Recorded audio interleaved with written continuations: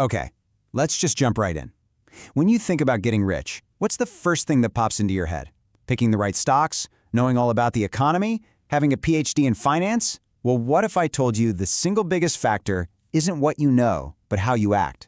That your behavior with money matters way more than how smart you are. To really wrap your head around this, let me tell you about two guys. First, you've got a tech executive, a certified genius who helped invent technology that's probably in your house right now. He got so rich he would literally throw gold coins into the ocean just for kicks. He ended up going completely broke. Then, you have Ronald Reed, a janitor and gas station attendant. No fancy degree, no secret stock tips. He just quietly saved what he could from his modest paychecks and invested it. When he died, people discovered he'd amassed a fortune of over $8 million. How on earth does that happen? Well, that unbelievable contrast is the heart of Morgan Housel's brilliant book, The Psychology of Money. His whole point is that finance isn't a hard science like physics. No, it's a soft skill. And in that world, your habits, your patience, and how you see the world, that stuff beats a complex spreadsheet every single time. So in this explainer, we're going to break down 5 of the most powerful lessons from the book. We'll start with that core idea, then get into why your money decisions are totally unique, look at the wild roles of luck and risk, uncover the dangerous trap of always wanting more, and finally, figure out what money's greatest value really is. All right, so let's lock in that main idea. Finance is this totally unique field where your behavior can crush raw intelligence. The janitor can and did outperform the genius. That's our starting point for everything else. So where does that behavior come from anyway?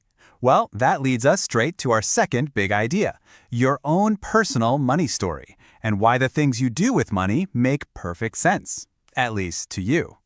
You know, we've all seen people do things with their money that just look completely insane, right? But here's the thing Housel points out. People might do some crazy things, but no one is actually crazy. Your ideas about money were formed by experiences that are totally unique to you. When you were born, where you grew up, what your parents taught you. And your experiences might be the polar opposite of mine. Let's look at a real-world example. Here's a question for you. Why do the poorest households in America spend hundreds of dollars a year on lottery tickets? I mean, a financial advisor would just scream, "That's a horrible investment. The odds are terrible." But that's looking at it all wrong. For someone who's struggling, who can't save up for a family vacation or even an emergency fund, a lottery ticket, it's not an investment strategy. It's the only tangible thing they can buy that represents a dream of a different life. They aren't paying for the odds. They're paying for hope. And when you look at it that way, the crazy decision suddenly starts to make a lot of sense. And this is the danger for all of us. Each one of us is walking around with a mental map of how the world works. And that map is built almost entirely from our own tiny personal sliver of life experience. To us, that sliver feels like the whole truth. But in reality, it's just a microscopic fraction of what's actually happened out there in the world. We're all living in our own little bubble. Okay, so we've got our own personal bubbles. But outside of those, there are these huge forces at play that we almost always underestimate. So let's talk about luck and its identical twin, risk. Look, no one's going to say Bill Gates wasn't brilliant and hardworking. Of course he was. But in 1968, he happened to go to a high school called Lakeside. And Lakeside just happened to be the only high school on the entire planet that had a computer. Not one of a few, the only one. Just stop and think about those odds for a second. The chances of a teenager getting that kind of access back then were literally 1 in a million. Gates himself said that if there was no Lakeside, there would be no Microsoft. That is the definition of a lucky break. But here's the other side of that story. At Lakeside, Gates had a best friend named Kent Evans. Everyone who knew them said Kent was just as smart, just as driven, maybe even more business-minded. He was on a path to be right there with Gates, co-founding Microsoft. But Kent Evans never got the chance. Before he even graduated, he was killed in a random mountaineering accident. The odds of a high school student dying that way, you guessed it, also about 1 in a million. So you have a 1 in a million stroke of good luck and a 1 in a million stroke of bad luck in the exact same story. They're the same force, just viewed from opposite ends. So what does that mean for us? It means we have to be humble. Not every success is a result of genius, and not every failure is a result of laziness. You have to leave room for these invisible, wild forces. All right, we've talked about the external forces we can't control.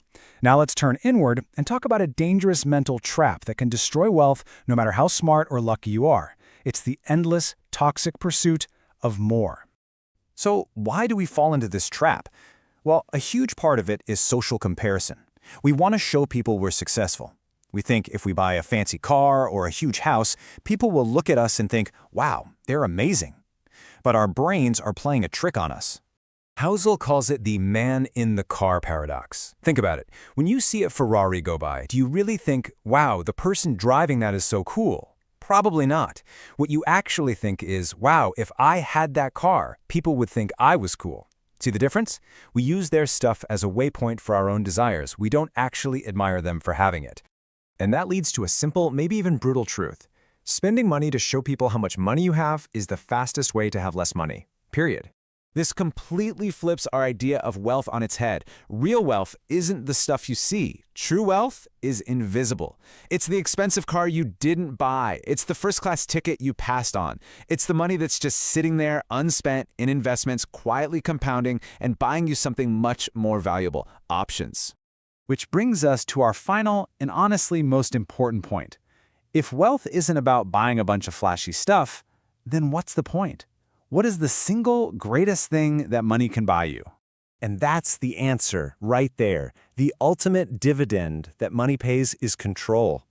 Control of your own time. It's the freedom to wake up and say, you know what, I'm in charge of my day. I can do whatever I want today.